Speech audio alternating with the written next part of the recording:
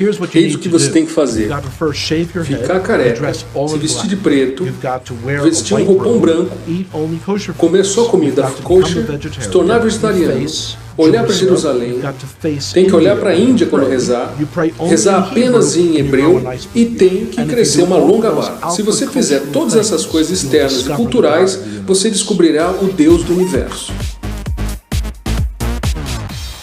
E eu penso, isso é loucura, cara.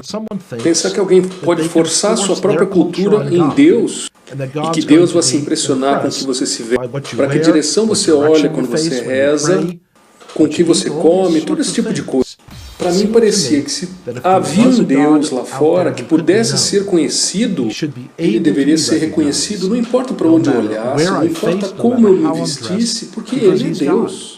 Quando eu era pequeno, a gente achava que nós tínhamos a nossa Bíblia e os gentios tinham a Bíblia deles, o Novo Testamento.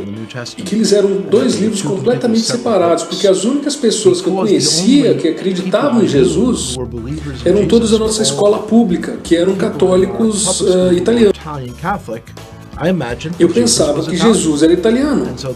Então o entendimento de que ele na verdade era judeu foi para mim um choque. Aí então eu vi que o Novo Testamento foi escrito por judeus, eu não podia acreditar.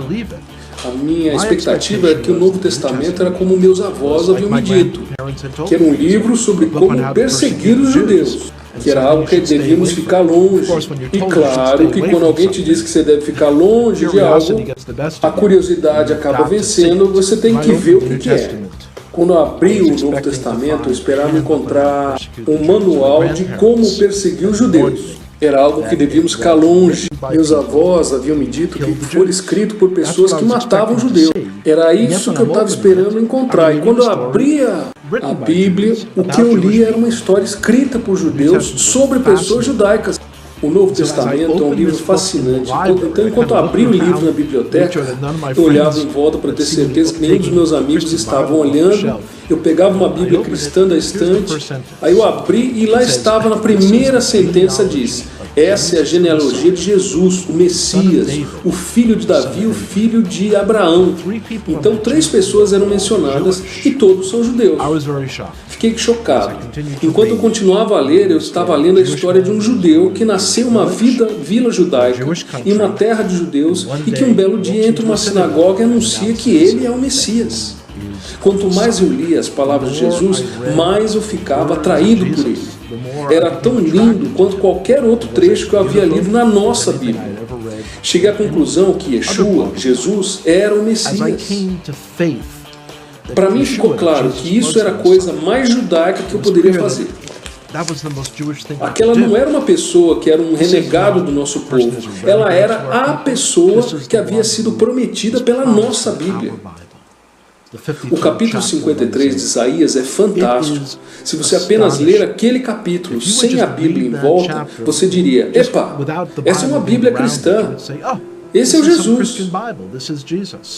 No entanto, quando você percebe que está no meio da nossa Bíblia, a nossa Bíblia judaica, quando eu passei a acreditar e ter fé, eu não ousava contar ao meu pai, porque era um tempo nos anos 70, quando haviam vários gurus e seitas. E ele estava preocupado que eu me envolvesse numa dessas seitas malucas e partir por algum lugar aí. Então eu esperei por meses. E quando finalmente eu contei a ele, ele ficou cético. Por conta própria, ele começou a ler sobre Jesus também. Mais ou menos 1 ano e meio depois, eu falei para ele que a pessoa que escreveu um dos livros que ele estava lendo, o cara ia dar uma palestra na cidade de Nova York. E ele concordou em ir comigo para ouvir aquela pessoa. E um dos momentos mais maravilhosos da minha vida foi quando o palestrante falou: aqueles que são judeus e acreditavam em Jesus, levantem a mão. Eu levantei a mão, meu pai também levantou a mão. Aí eu olhei para ele e disse: pai, ele não diz para todos os judeus levantarem a mão, ele disse aqueles judeus que acreditam em Jesus, levantem a mão. E meu pai olhou para mim e disse: sim, eu vi bem o que ele disse. A decisão de acreditar em Jesus como Messias não era algo momentâneo, não era uma mania passageira.